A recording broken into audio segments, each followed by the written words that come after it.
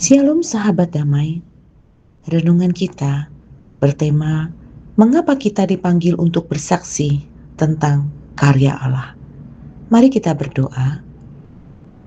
Bapa yang baik, kami datang kepadamu, kami mau mendengarkan firman-Mu, kami mau belajar taat kepadamu, kami mau menjadi saksi Tuhan. Mampukan dengan firman hari ini untuk membangkitkan iman kami, dan kami mau dipakai Tuhan seumur hidup. Terima kasih dalam nama Tuhan Yesus. Amin. Markus 5 ayat 19 berkata, Yesus tidak memperkenankannya, tetapi dia berkata kepada orang itu, pulanglah ke rumahmu, kepada orang-orang sekampungmu, dan beritahukanlah kepada mereka segala sesuatu yang telah dilakukan Tuhan atasmu, dan bagaimana Tuhan telah mengasihani kamu. Sahabat damai, Markus 5 mengisahkan perjumpaan Yesus dengan seorang yang kerasukan roh jahat di daerah Gerasa. Dalam pandangan masyarakat saat itu, orang ini bukan lagi dianggap manusia yang memiliki martabat, melainkan ancaman yang harus dijauhi. Orang ini tinggal di pekuburan, hidup terasing dari komunitas, tidak dapat dikendalikan oleh rantai maupun belenggu. Bahkan dia menyiksa dirinya sendiri dengan batu. Sahabat damai, dia adalah gambaran manusia yang telah kehilangan kebebasan, kehilangan identitas, dan harapan karena dikuasai kuasa gelap. Ketika melihat Yesus, roh-roh jahat yang menguasainya segera mengenali otoritas Kristus. Mereka bahkan memohon agar tidak disiksa dan berusaha menempatkan diri sebagai korban. Padahal merekalah yang telah menghancurkan kehidupan orang itu. Dengan satu perintah, Yesus mengusir legion, nama yang menunjukkan betapa banyaknya roh jahat yang menguasai orang itu. Seketika orang itu dipulihkan total. Dia ditemukan dalam keadaan berpakaian, duduk tenang, dan sudah waras. Ini bukan sekedar kesembuhan psikologis atau sosial, tetapi demonstrasi kemenangan mutlak kerajaan Allah atas kuasa kegelapan. Menariknya, ketika orang yang telah dipulihkan ini ingin mengikuti Yesus, Yesus justru menolaknya. Yesus tidak membawa masuk ke dalam rombongan murid atau menjadikan pengikut yang menyertai pelayanannya sepanjang perjalanan.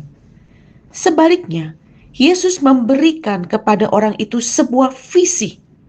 Pulanglah ke rumahmu, kepada orang-orang sekampungmu, dan beritahukan kepada mereka segala sesuatu yang diperbuatkan Allah kepadamu, dan bagaimana Allah telah mengasihani engkau.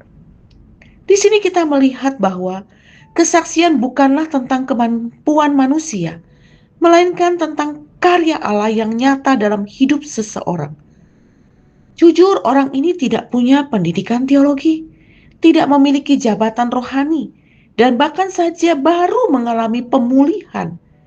Tetapi dia memiliki satu hal yang gak bisa dibantah siapapun, yaitu pengalaman hidupnya bersama dengan Tuhan, kuasa dan belas kasihan Tuhan atas dirinya. Sahabat damai, seringkali Tuhan tidak memanggil kita untuk melakukan hal-hal besar menurut ukuran dunia, tetapi kita kembali ke lingkungan tempat kita berasal dan menceritakan apa yang telah Tuhan kerjakan. Kesaksian yang paling kuat bukanlah teori tentang Allah, melainkan kehidupan yang telah diubah oleh Allah. Mari kita berdoa. Bapa yang baik, terima kasih untuk luka, pengalaman hidup, sakit penyakit, kepahitan, kebangkrutan, dikhianati, apapun yang terjadi dalam hidup kami.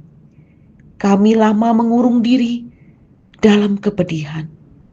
Tapi ketika kami berjumpa dengan Kristus yang memulihkan kami, luka itu tidak memiliki sengat lagi, dan kami sungguh-sungguh pulih. Kami bisa memiliki hati yang tenang, pikiran yang tenang, bahkan hidup yang berarti. Bapa, Engkau meminta kami bukan untuk menjadi seorang yang kesaksian ke sana ke sini, yang menurut ukuran dunia berhasil, tetapi Engkau memberikan visi yang kuat.